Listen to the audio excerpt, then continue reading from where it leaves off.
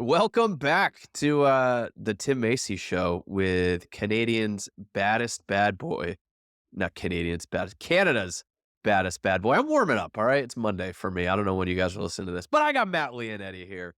And I'm pretty, I won't say I'm ecstatic, but I'm Yeah. pretty excited. I've got a lot of positive energy coming into this interview because you're a fun guy and a lot of people want to hear from you. So Yeah. Matt, what tell us how excited are you to be on the Tim Macy Show? A lot of things had to go wrong for me to be on this today, I'm gonna be honest.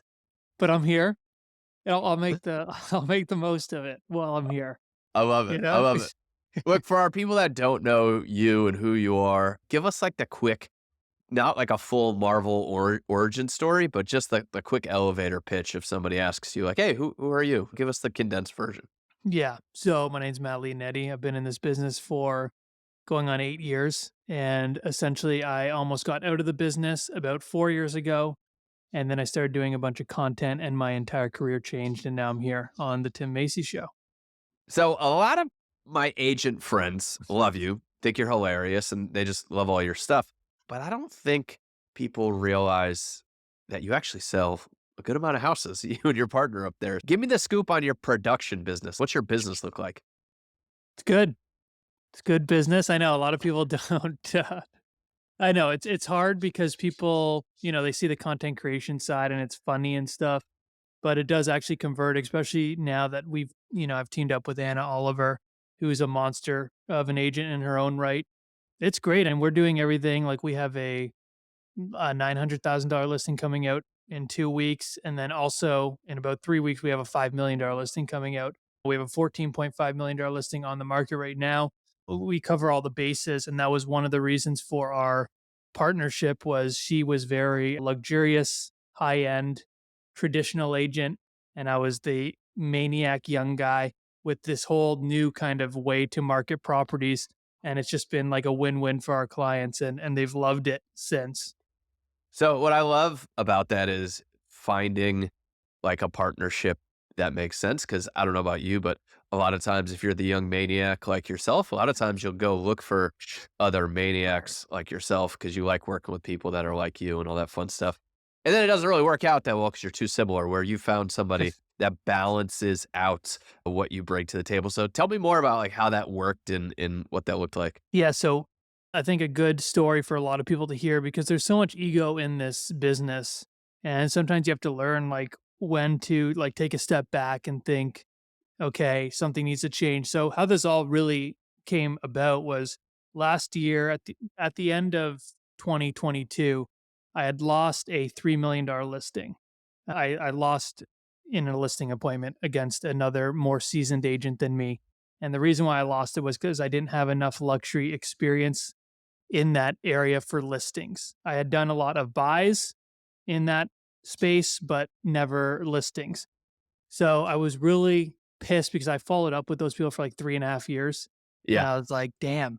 And then I was like, shit, how do I make sure this like doesn't happen? So I called Anna. She does a ton of luxury. And I was like, listen, would you let me just come into one of your properties? I'll do a video. I'll pay for it all. And just all I ask is you put me as listing agent number two. And that's all I wanted. And she was like, "Yeah, of course. Come do that." And I was like, "All right," because I knew I could leverage that just for my own business.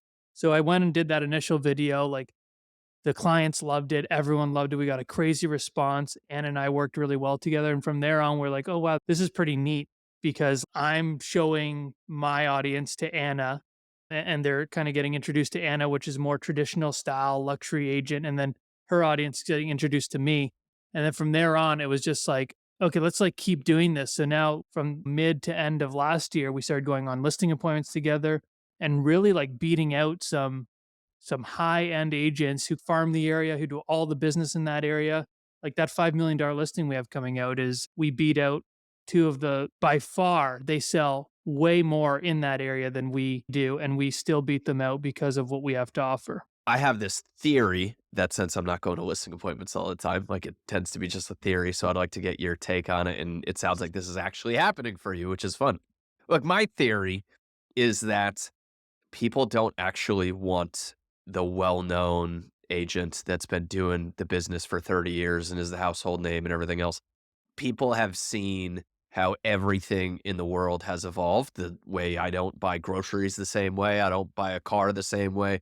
People don't want to sell and buy real estate the same way. And so I think there's massive value to be able to come in and say, hey, look, like I haven't been in the business 30 years. I'm not the household name that Joe Smith Realty is.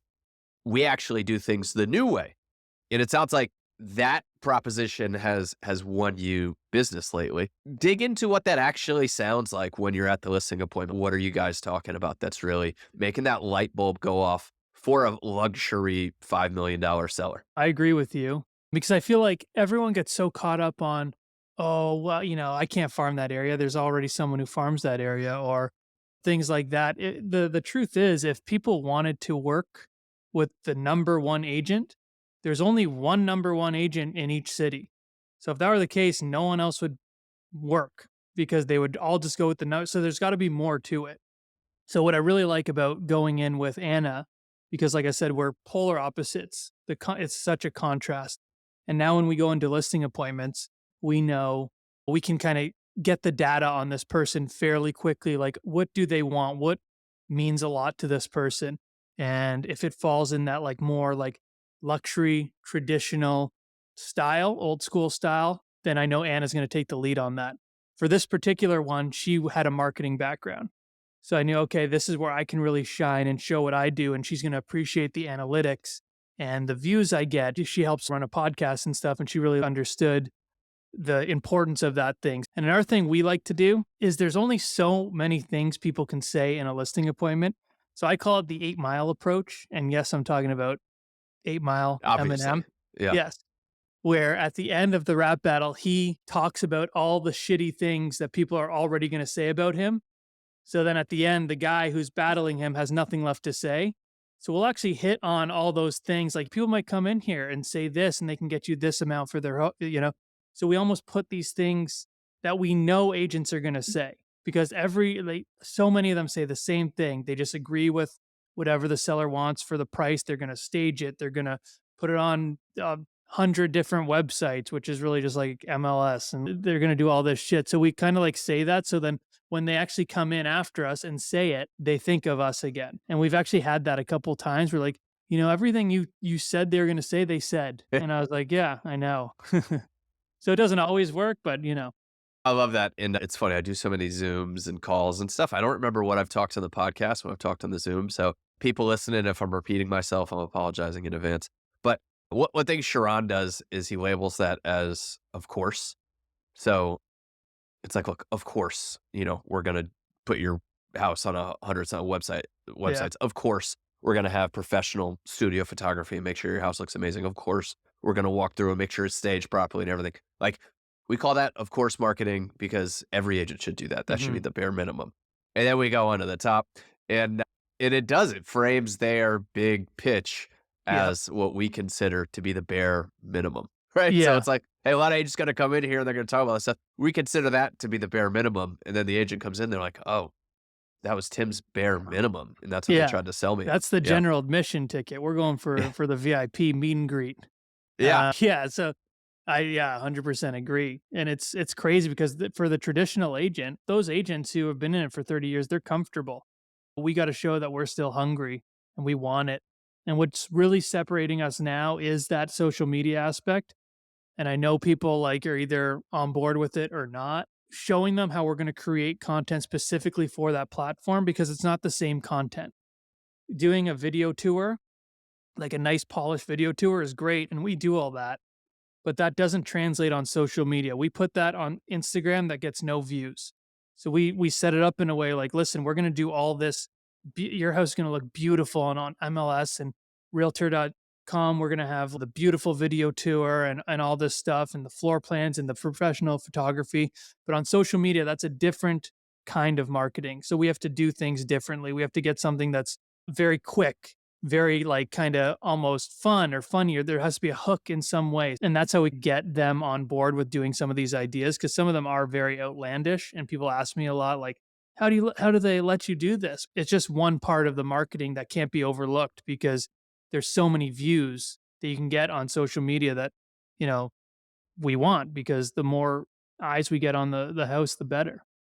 Yeah, and I think that's another thing that, again, is something that it just cracks me up because I think there's a disconnect between what agents think and what the consumer thinks. And so there's a large part of the agent population that would say, hey, people want to work with a professional that's going to show their house in a professional way and all this other fun stuff. Which, look, it's not that people don't want to work with a professional, but when Matt comes in and says, hey, I am funny, and because of that, when we do a post about your house on Instagram and everything else, a lot more people are going to see it than if Mark, Mr. Professional over there did it. And I think the consumer realizes they just want more people to see the house and that's what they care about. But I think in our heads, we're like, no, people want to work with a realtor that wears their R pin and is professional. And like, it's not really the case. They just want more people to see their house. No, I just did a listing video. I was Mario. It was for Halloween, and I dressed up as Mario, and I did the video. And we did the video on a Friday. We got an extra. So this is how we actually did this. This was actually a new way of marketing for us. We came out with just the traditional style marketing. Did it for a week. We got good showings, but no offers. Then on the Friday, I released that Mario video. And then over the weekend, we got another like 20, 25 showings, and we sold it that Monday. And it was the highest or the second highest price ever in the neighborhood in a down market. So to me, it's like, what's unprofessional about that? Yeah. You know, I did the best for my client. Yeah. I love it. So how do you have those conversations in the meeting? I know you touched on it a little bit, but I want to dig in a little bit more. Those people were begging. They had seen Yeah. my content, and they were like, "Please do something, like whatever you want." They were like, "You should like dress up like Scarface," and like I was like, "Dude, okay." So I don't know. So I did that, and it's never like they don't have to do anything. If they just want the more traditional approach, we'll do that, and we'll do it at what we think is the best it can possibly be. We think that we can give the best product no matter what. I think every agent should think that. But that's just, like I said, a piece of the puzzle. Like, hey, by the way, this is how we get a lot of eyes on your property. These are the type of videos we do. If you're not comfortable with it, that's totally fine. But I just want you to know, like, we get hundreds of thousands of views doing this. So it's pretty it's pretty simple. Like, okay, yeah. And like I don't swear in them. So there are like boundaries that I set for them. And most of the time, like that Mario one was pretty outlandish. And I don't normally like doing that gimmicky dress up shit, but it was for Halloween, so I thought I could get away with it. But most of the time, they're not even like I did a Tony Hawk one, and that was because it was a small condo, it was going to be for first time home buyers, and I knew the person buying it was going to be around my age, so I wanted to hit on that kind of nostalgia. I'm very big on nostalgia and stuff, and I feel like it makes you feel a certain way. So I knew, like, I look at the demographic of who's probably gonna be buying in these areas, and that does come into play when I'm doing a video as well. It's more strategic than people think. Yeah, and I just gonna go about it like that. Love it. Talk to me about the creative process around this because you come up with some brilliant stuff. Is it just, and the thing is, like, I've known you for a little while, so I know you're not that actually brilliant. So there's got to be a process. I'm just kidding. There's got to be a process here. There's got to be something like what do you do to kind of come up with some of these ideas and execute them? Sometimes it's as easy like the condo that I just sold, the Tony Hawk one. I walked in, it was a loft. It was with that, like, industrial feel, a lot of cement. And as soon as I walked in, I was like, "This reminds me of that first level in Tony Hawk Pro Skater." Like, that's all that's just where my mind went. I was like, "Oh, I could play on that." And sometimes it's like the name of the street. Sometimes it's that Mario one. It was a lot of Italians lived there. So it's just like, Things and come to you.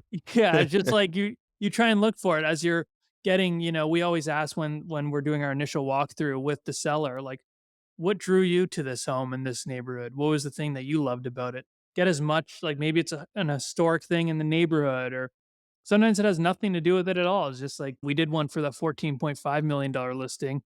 And the whole concept was like all these horrible things went wrong in my day, but I was still so happy because I was ending the day at this house. So Yeah. it's just like, sometimes I always think of like different I don't know, I look at them as commercials really now, Yeah, and less like listing videos and more like just a full on commercial.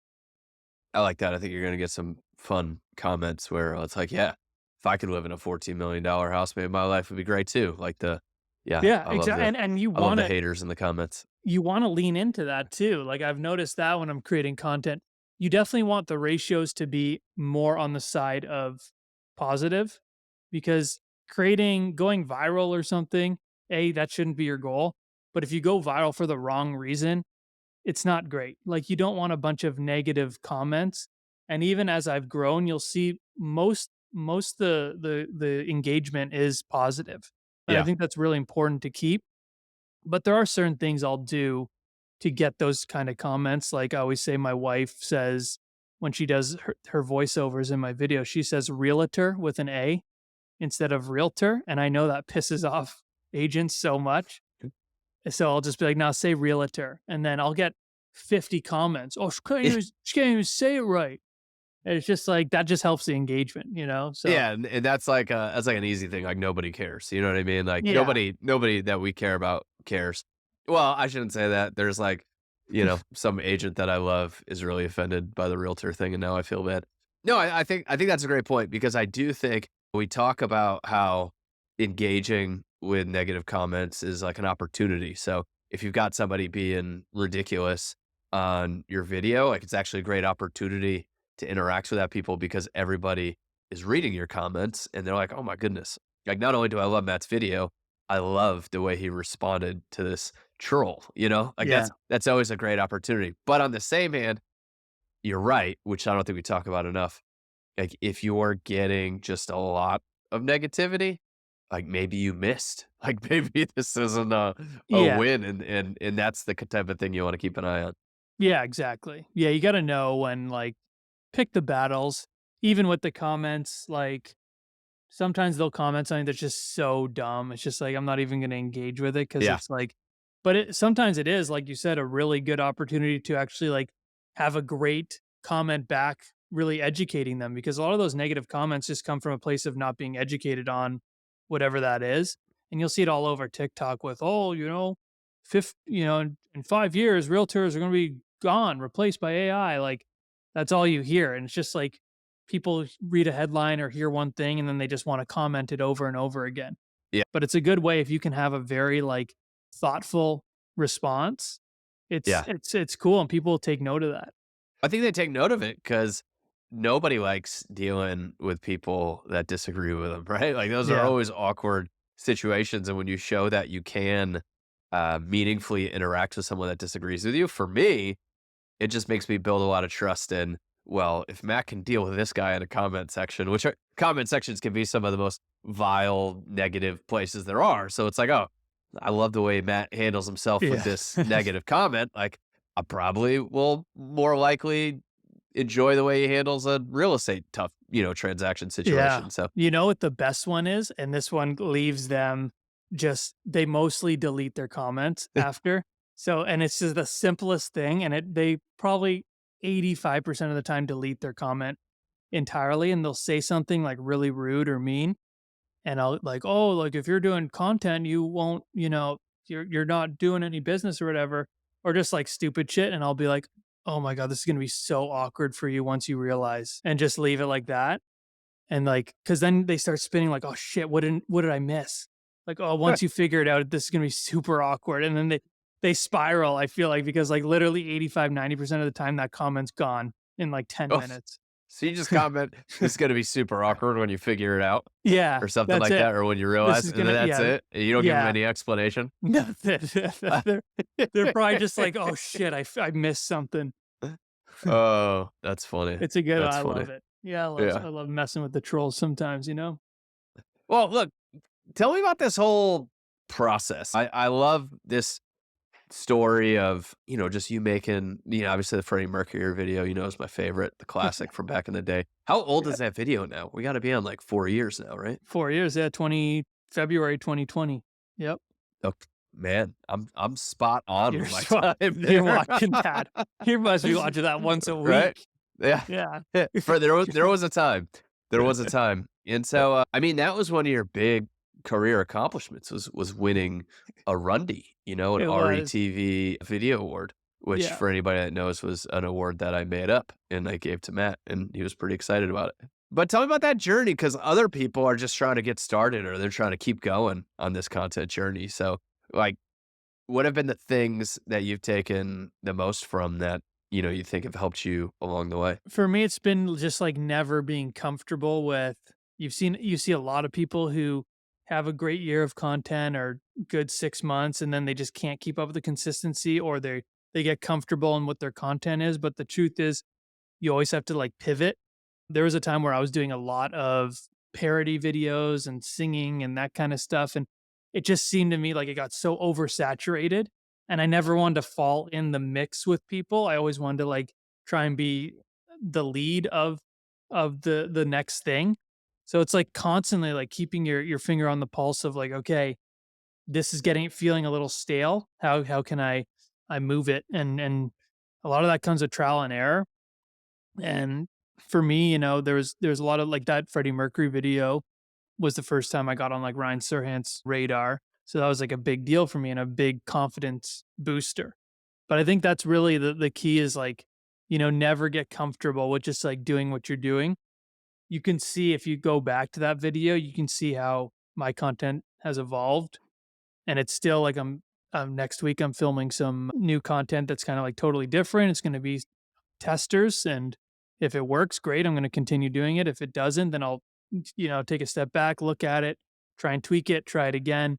That big $5 million listing we have coming out, where I'm doing a video for it that is completely 180 of what I normally do. It's not really funny, it's actually more heartfelt, and just trying stuff out and seeing where we land. I love that because so many times, I mean, real estate services and coaching and all this stuff is just so much of it is sold on this idea that, hey, I know exactly what you need to do. I have this secret blueprint for success and I can give you this checklist and you will be and Yeah. that's what people want, right? They want to be like, okay, so I sit here and I dance and I point at captions and that's what I do that. Okay, I'm just going to do that like I don't wanna have to think about things. I just wanna be able to do what I know works. The problem is that there's so much experimentation, there's so much pivoting, there's so much stuff that's always changing, and so I think it's hard for agents to stay in creative mode.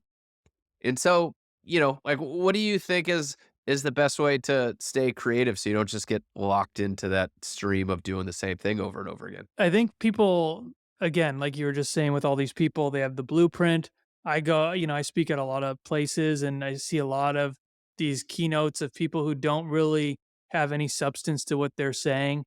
It seems like they're taking a bunch of headlines from other people and mashing it into a presentation of their own. And I think at the end of the day, we all have to realize that content is great and it could be super beneficial for our business and create so much opportunity. But at the end of the day, it's an app. It's Instagram, it's Facebook. Like, don't kill yourself. Like, for a while there, I was like, "Oh my god, I have to do this content 3 times a week, and if I don't do it, I'm gonna lose all my followers and all this stuff." As soon as you kind of become okay with like taking a breath and knowing like, okay, it's just like obviously you want to be as consistent as possible, but if you miss a week or 2 weeks, that's okay. Sometimes that's actually the best thing that you could do is miss it, recharge, because we all like when you're like trying so hard, like, oh, I need something, I need something, I need something. It's either not going to be good or you're just not going to think of anything at all. Like, just let it come. Like, do you? Sometimes the most random shit like will be the thing that kind of hits with people and resonates with people. So just like if you don't have content, if you're the type of person that is telling a lot of stories, because I really believe that storytelling is one of the main things that has at least sold me. And I think I love a story with any company, with any, thing I buy. I love watches. I love the story of that. So if you're telling a lot of stories, you're having an off week, tell the story about having an off week. You're going to have a lot of people who resonate with, like there's always something to be said. So I just think, yeah, like just like take your time. Don't feel so like pressured to put something out every day or every week. Like, is what it is, and your best content's going to come out because of that. I don't do content every day. A lot of people say you should, but I feel like I've always been more like quality over quantity, and some people will completely disagree with that. But I just want my content to be the best it can be for that week. I love that. We talked a little smack about people saying they have the blueprint, and the name of our event is literally the real estate video blueprint. And so it's kind Well, of funny, but I do have the blueprint. I'm bringing it at you're that bringing event. it with you? Yeah, I'm Yeah. bringing it. Yeah. I love it. But look, the whole reason and the way that we do that event is very strategic in that we try to get as many people that are actually doing something that is generating business because like you said, I see a lot of things where people just grab random stuff and try to put together a presentation that makes sense. And I think there's a difference between content that gets a lot of views and likes and content that gets business. And so we try to filter all that out.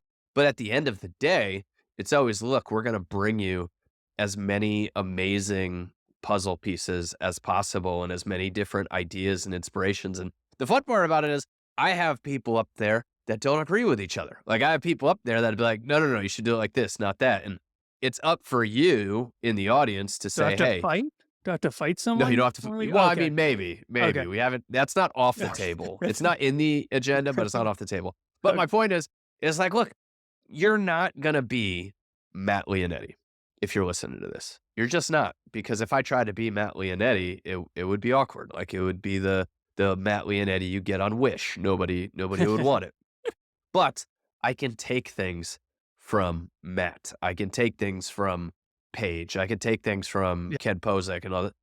But if I try to take everything and just copy what they do, it doesn't work. And so it sounds challenging, but in my opinion, as an agent trying to navigate all this stuff, it's your job to get in the mix so you can take different pieces from other people's stuff and put together your blueprint because your blueprint is not going to look like someone else's. It's like a snowflake. Every one Yeah. of them is unique. And that's the way I guess snowflake's probably not the best term in these days, but that's the thing. It's the ability to take from these other people and put together your blueprint unique to you that's going to work for you.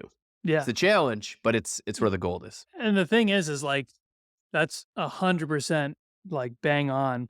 And the thing is like look at this as creating don't I feel like some people get too stuck on like it needs to generate business. If it doesn't generate business in 3 months, it's not good.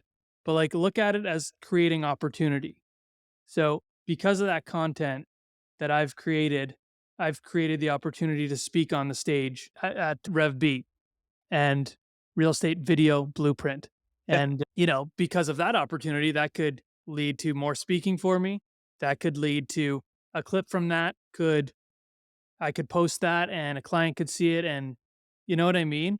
Yeah. So I've gotten I last year or we had Maya Vander on our podcast like 2 years ago, 2.5 years ago. And last year I still some random client came, saw Yeah. that show and was like, "Oh, like you need to list our house." And it was a $1.4 million sale just because I interviewed Maya Vander, and I would have never interviewed Maya Vander if I hadn't done this content.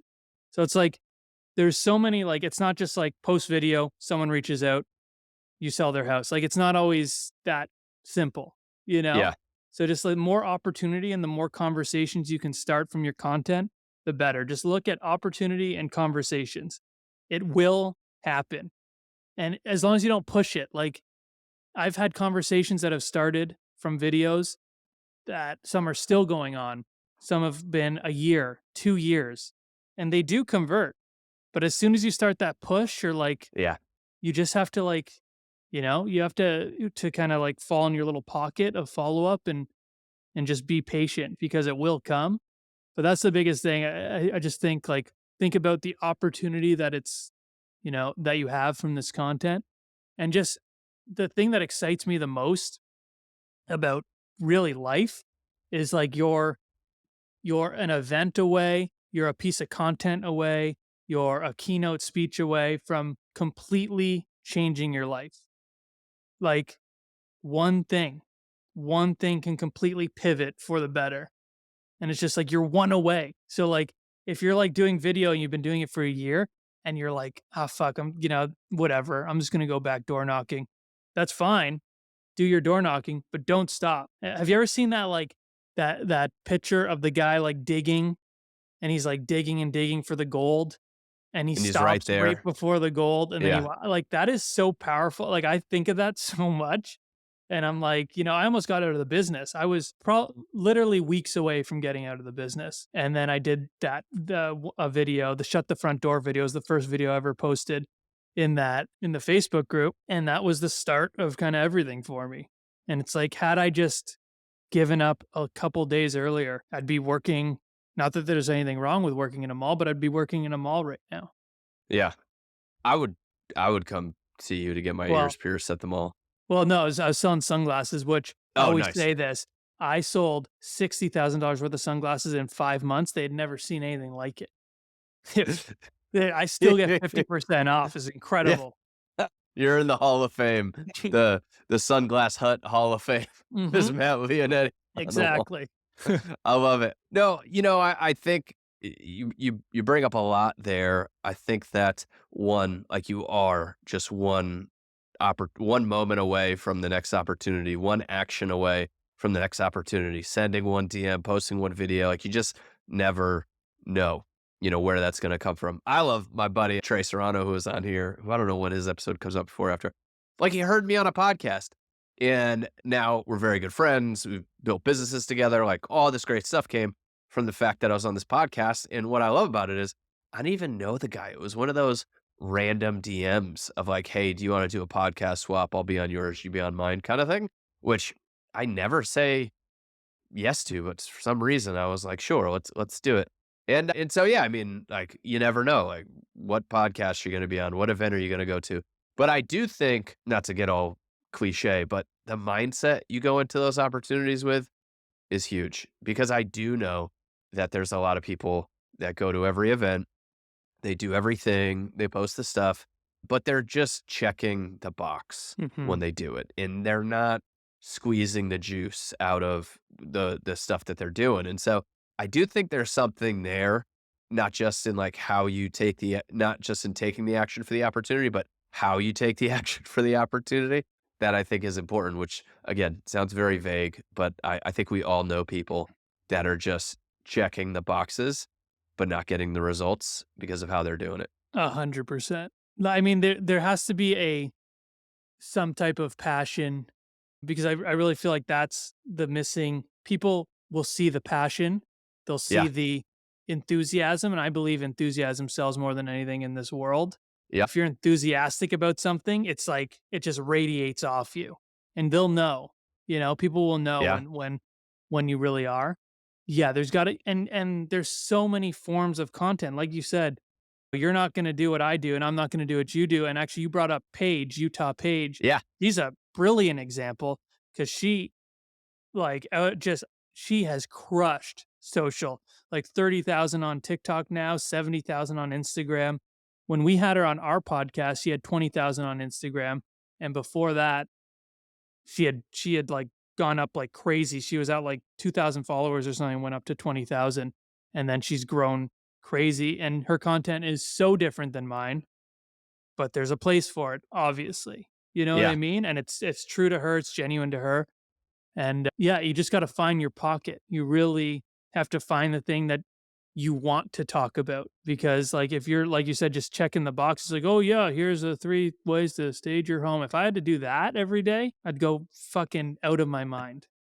Well, I think too, it's the balance between, we're doing content batching tomorrow on our mastermind. And there is this healthy balance between making sure you're doing the work and getting it done, but making Yeah. sure you're still in a creative space where you have good energy around it and you're not just checking the box. Like it's some sort of balance that has to be reached. But I agree. I think the most important thing that I've seen from successful creators that really do a lot and again, convert business from the content they're making is that they're really passionate about it. We had Tyler Hassman speak at REVB last year, and the guy shot like 6 videos when he was in Houston for the event, right? Yeah. Because he just loves doing it. He just loves going out and shooting these tours. And so the fact that he loves doing it means he's gonna kick everybody's ass and do more than they do. Because I can tell you, so many people I know do his style of home tours now, and so they are copying him, but you can't copy him because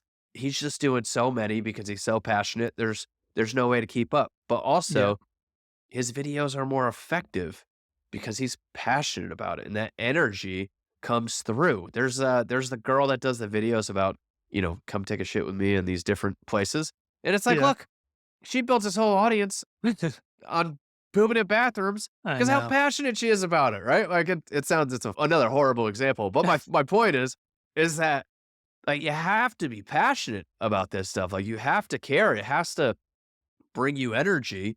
And so many times, again, I think this is the biggest thing. We get caught up looking at what other agents are doing. And we get caught up in how, like, I feel this all the time because people think of me as a content creator. And I'm like, crap, I can't put out something that's bad. And so I love making content, but I let these external things weigh on me and stop me from doing the thing. When in actuality, I just need to get rid of all that so I can just be passionate about creating the content. Yeah. Yeah. I mean, there's so many avenues to just like, and it doesn't even have to be so real estate driven. Like, there's so many ways to just like relate with other people. I always use, do you know Matt Lamarche Yes. out of Atlanta? So he has like a Porsche. He drives a Porsche. He's got a Porsche Facebook group. He's so passionate about Porsche. And it comes across in a way of real passion and not bragging that he drives a Porsche. And I think that's another thing. Like, that's where agents get a lot of hate. They'll post their watch or their Gucci belt or their Porsche, and it's like, okay, you're just posting this to show that you have money, cool. But like when you actually post it in a way like that shows your passion, he does like, 5 or 6 deals a year extra from his Porsche Facebook group. Yeah. Like, especially if you have a hobby that like the guy's driving a fucking Porsche, they can probably afford a house. You would think. I don't know. Some people are morons, but like, but that's, I just like think of that a lot. It's just like find things that you just like in your everyday life and talk about it. People, Yeah, I love that. if you're branded right, people know you're in real estate.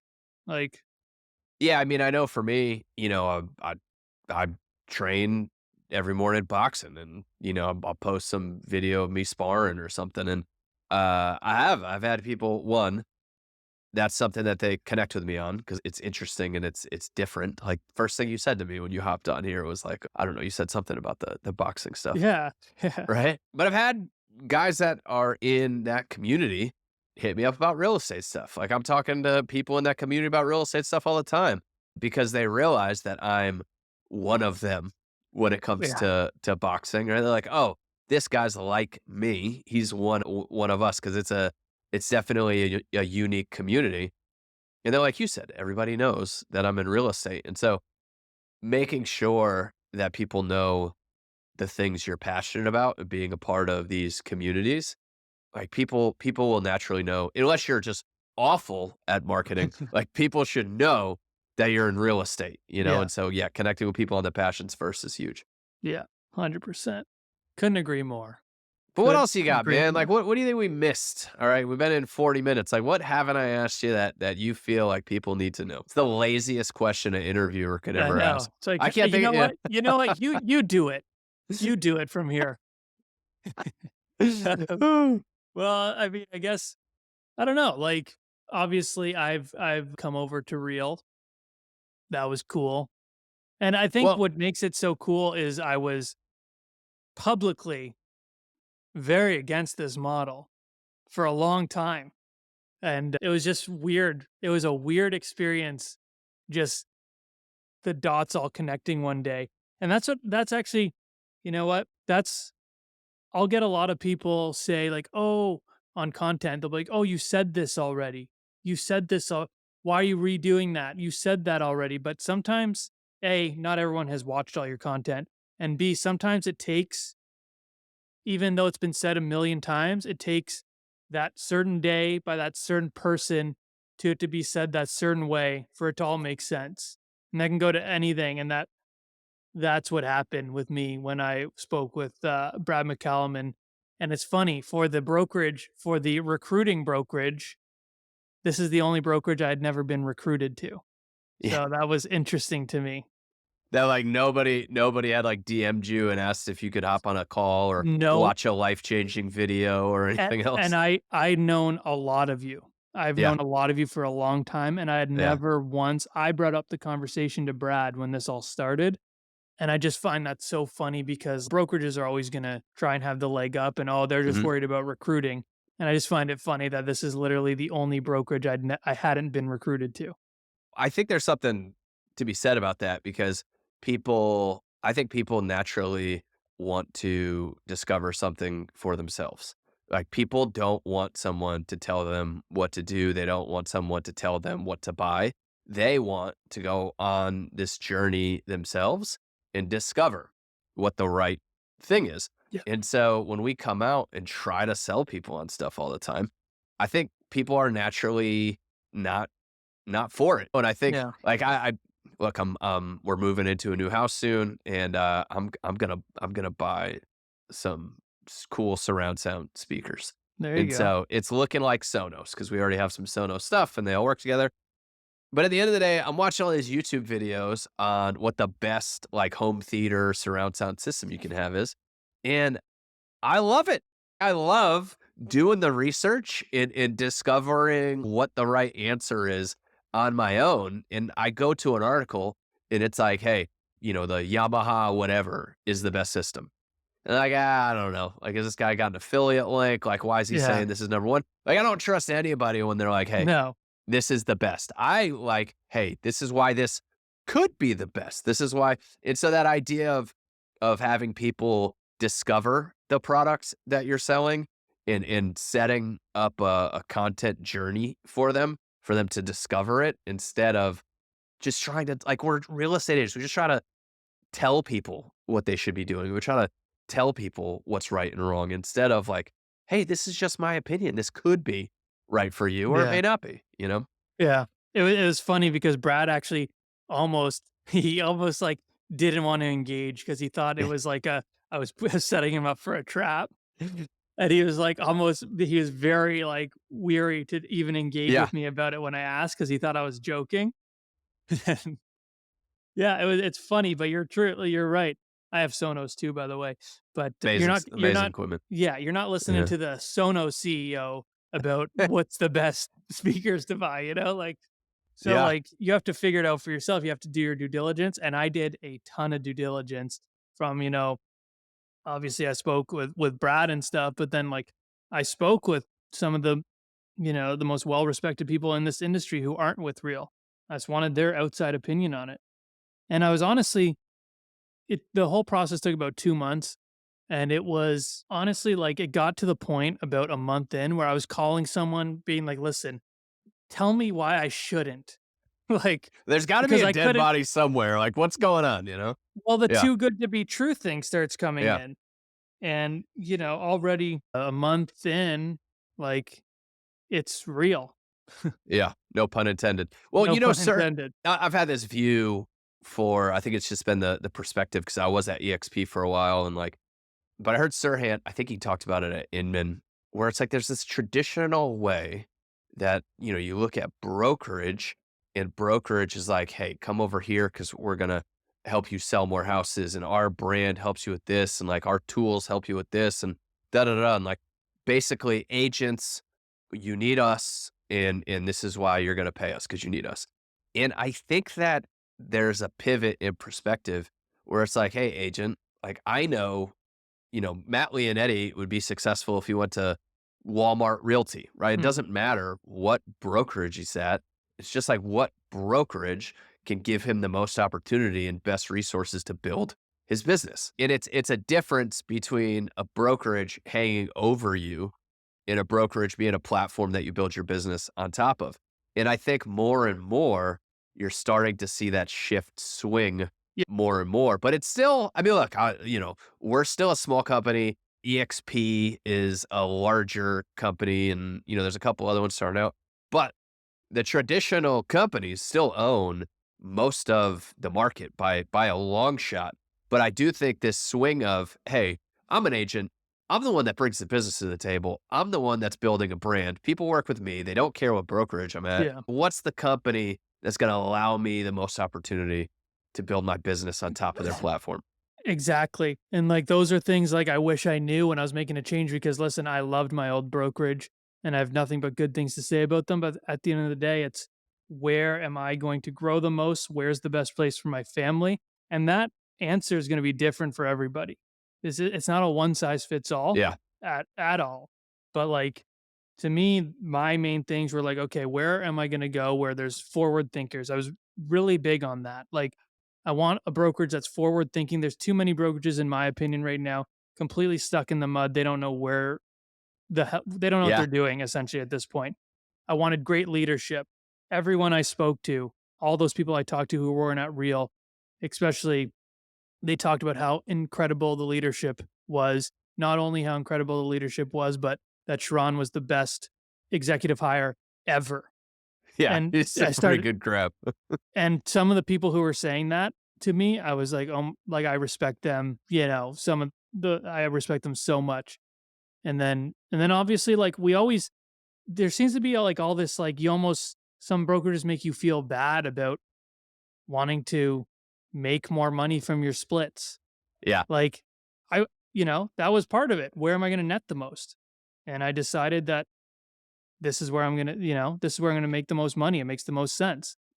Well, I don't want this to sound like a total just real pitch. I do want Well, to talk no, about though. this I think agents thinking about what company they're at though is a good conversation. And I think the thing that you're getting at, and the thing that I see a lot is agents who feel like a loyalty to their brokerage and they feel bad for maybe thinking about leaving, which to me, that's the thing that I think is that old school mentality of like, hey, we're your brokerage, like you owe us. And I don't think agents owe their brokerage really much at all. I think when I'm looking at if I'm an agent and I'm looking at brokerage, I need to look at where's the best place for my business that ultimately services my family. yeah. Like I Yeah. want to make the best decision for me and my family. And I just talked to a lot of agents that are like, hey, I would love to, all this stuff, but I'm just great friends with Tom, Yeah. my broker. And I'm like, dude, that's a bad reason to stay where you're at. And I think as a company, look, Matt, if you call me tomorrow and you're like, hey, I'm leaving, I would only expect you to do what's best for you and your business. Like, Yeah. I love you. I want to help you out succeed, all this other stuff. But at the end of the day, I don't feel like you should have any loyalty to me. The only person you should have loyalty to is your family. Like Yeah. that's it. And so if Yeah. we stop being the best place for you and your family, I couldn't expect you to do anything else but to go make sure you're at the Right. place that's the And best place for you and your family. yeah, this is not I didn't want to make this like a real thing because what I was trying to get to is like it is different for everyone. I'm Yeah. not saying join real because the forward thinking, the leadership and the netting the most money, those are for me my three big things. That's not the same for everyone. People could want different things. People could want a small luxury boutique that's just Yeah. in there, like there's different things that mean a lot to people and that's great, but it's just like yeah, on a broader scale, like if you're staying at a place because you're friends with them or something like that, that's not great. And you could not even have real on your radar. I don't care about that. Or if you feel obligation, like Yeah. if you stay anywhere because you feel obligated, to me that's usually not a great sign. Yeah. And if there's something that you feel is going to be a better fit, and like I said, completely take real out of this when I'm talking about this right now, because I don't mean Yeah. for it to sound like that. But like if there's something else you're considering and the only reason you're not is because that obligation or you're friends with them, that's not a good enough reason. Yeah. And And on the just same figure it hand out. too, don't chase shiny objects. So find the balance in there somewhere. Yeah, exactly. Exactly. You know?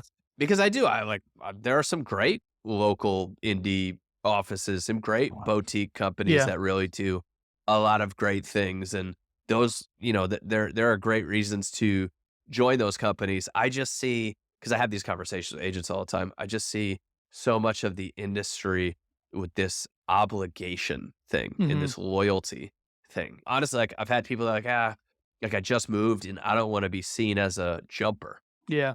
And it's like, I would rather be seen as a jumper than someone who just hangs around in the wrong Yeah. place because they just moved. They're like, that's a real estate thing. Like, oh, other real estate agents may think of me differently, which nobody really Yeah. cares anyways. But who No. cares what other real estate agent think That's about it, you? and I get it. I was so Yeah. stressed. Like, I Yeah. had this was the eight it's like my last brokerage was the I thought I was there for life, and I made such incredible friendships there, and it was really hard. I was really stressed about it, and, yeah, it just got to the point where it became a no-brainer.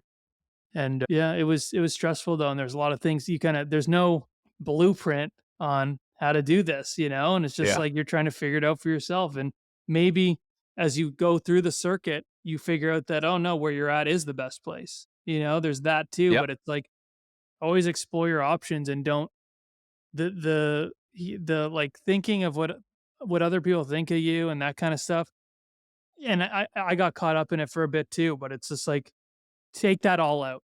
Like, just tunnel vision, think what's best for you, and that's all you can really do. It's funny. I think I've actually done well on attraction and recruiting for the reason that you said, which is like I try not to talk people into moving their companies because like I don't want to talk people into anything. I just want to give people information and have them do what's best for them.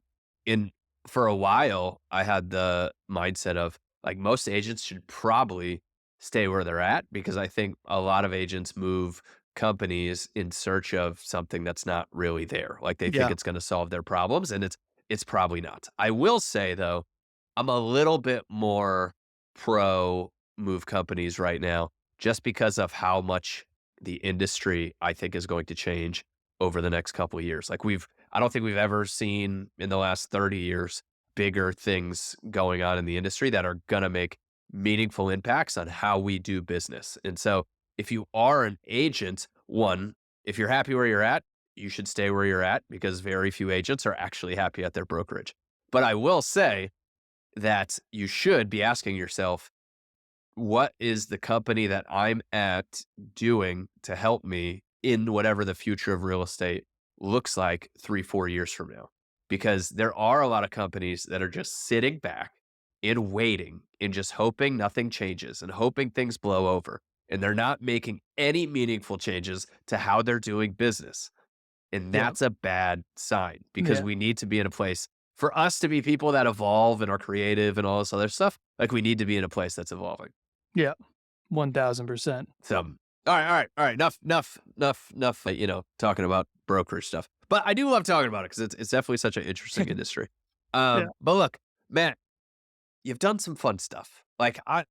You have made some of my favorite content I've seen in the industry. And what I love is, the partnership that you made to really build your business up to where it's at today. All that being said, like if you Right. just had one message to leave the people with before we sign off, what is it? Well, I'd probably touch on what we've already kind of touched on. It's like, I'd say, do what you want to do.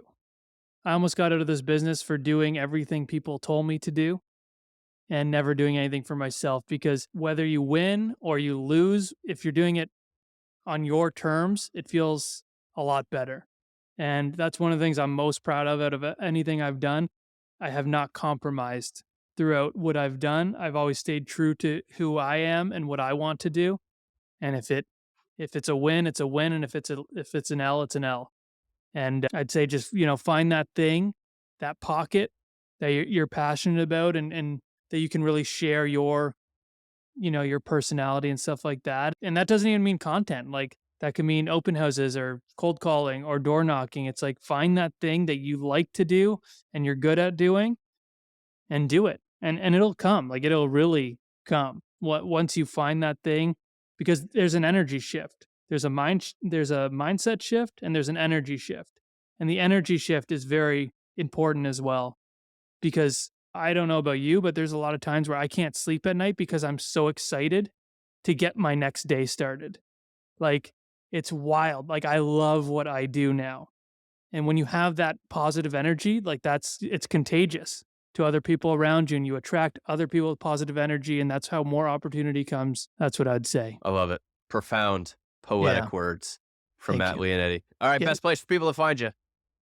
Instagram, Matt, Matt dot Leonetti, Lionetti. All right, well, go shoot him a DM. Tell him you Yeah. heard him on the podcast, and Yeah. we will see you on the next episode. If you choose to listen to it, please, we're trying to keep the lights on over here. Bam. Bam. We'll see you on the next one.